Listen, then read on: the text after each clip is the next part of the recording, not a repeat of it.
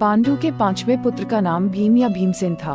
भीम में 10,000 हाथियों का बल था और वह गदा युद्ध में पारंगत था।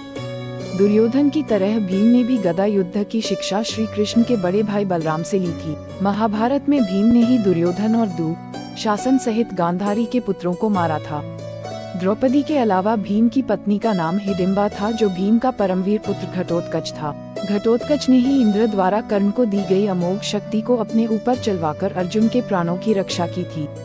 भीम बलशाली होने के साथ साथ बहुत अच्छा रसोइया भी था। द्रौपदी के शील की रक्षा करते हुए उसने कीचक को भी मारा था। श्री कृष्ण के परम शत्रु मगध नरेश जरासंध को भी भीम ने ही मारा था। भीम के अपरिमित बल से विश्वास और तृष्णालु ने दुर्योधन जलविहार के साथ मिलकर पांडवों को गंगा के तट पर ले लिया। भोजन में कालकूट विष खिलाकर दुर्योधन ने भीमसेन को अन्य प्राणियों को लताओं इत्यादि से बांधकर नदी में फेंक दिया। शेष पांडव थककर सो गए थे, अतः प्रातः भीम को वहां न देख समझे कि वह उनसे पहले ही घर वापस चला गया है।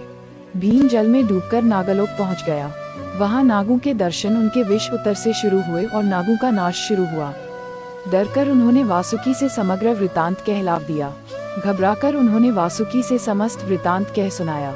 वासुकी तथा नागराज आर्यक, भीम के नाना ने भीम को पहचानकर गले से लगा लिया। साथ ही प्रसन्न होकर उसे उस कुंड का जल पीने का अवसर दिया, जिसका पान करने से 1000 हाथों का बल प्राप्त होता है। भीम ने इसी तरह 8 कुंडों का रसपान करके विश्राम किया। तदनंतर 8 दिन बाद वह सकुशल घर पहुंचा। दुर्योधन ने पुनः उसे कालकूट विष का पान करवाया था, किंतु भीम के पेट में वृक नामक अग्नि थी, जिससे विष पच जाता था तथा उसका कोई प्रभाव नहीं होता था। इसी कारण वह वृकोदर कहलाता था। दुर्योधन ने एक बार भीम की शैया पर सांप भी छोड़ था। महाभारत के 14वें दिन की रात्रि में भी युद्ध होता रहा। उस रात पांडवों ने द्रोण पर आक्रमण किया था। युद्ध में भीम ने घूंसों तथा थप्पड़ों से ही कलिंग राजकुमार का, जयरात तथा धृतराष्ट्र पुत्र दुष्कर्ण और दुर्मद का वध कर दी। युद्ध के भयंकर कांड का समापन योद्धाओं की मां, बहन, पत्नियों के रुदन तथा मृत वीरों की अंत्येष्टि क्रिया से हुआ।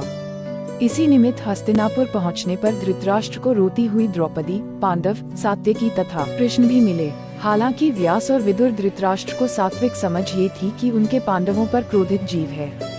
इस युद्ध के मूल में उनका प्रति अन्याय कृत्य ही था। श्री कृष्ण भी मिले। हालांकि व्यास और विदुर धृतराष्ट्र को सात्विक समझ ये थी कि उनके पांडवों पर क्रोधित जीव है। इस युद्ध के मूल में उनका प्रति अन्याय कृत्य ही था। अतः उन्होंने भीम को पीछे हटा दिया। उनके स्थान पर लोहे की आत्मकद प्रतिमा धृतराष्ट्र के सम्मुख स्थापित कर दी। धृतराष्ट्र में 10,000 हाथियों का बल था। वे धर्म से प्रतिबंधित हो भीम को मारना चाहते थे, क्योंकि उसी ने अधिकांश कौरवों का हनन किया था। अतः लौह प्रतिमा को भीम समझकर उन्होंने उसे दोनों बाहों में लपेटकर पीस डाला। प्रतिमा टूट गई, किंतु इस प्रक्रिया में उनकी छाती पर चोट लगी तथा मुंह से खून बहने लगा। फिर भीम को मरा जान उसे याद कर रोने भी लगे। सब अवाक देखते रह गए। श्री कृष्ण भी क्रोध से लाल पीले हो उठे। बोले, जैसे यम के पास कोई जीवित नहीं रहता, वैसे ही आपकी बाहों में भी भीम भला कैसे जीवित रह सकता था। आपका उद्देश्य जानकर ही मैंने आपके बेटे की बनाई भीम की लौह प्रतिमा आपके सम्मुख प्रस्तुत की थी। उनके लिए विलाप मत कीजिए, वह जीवित है। तदनंतर धृतराष्ट्र का क्रोध शांत हो गया तथा उन्होंने सब पांडवों को बारी बारी से गले लगा लिया।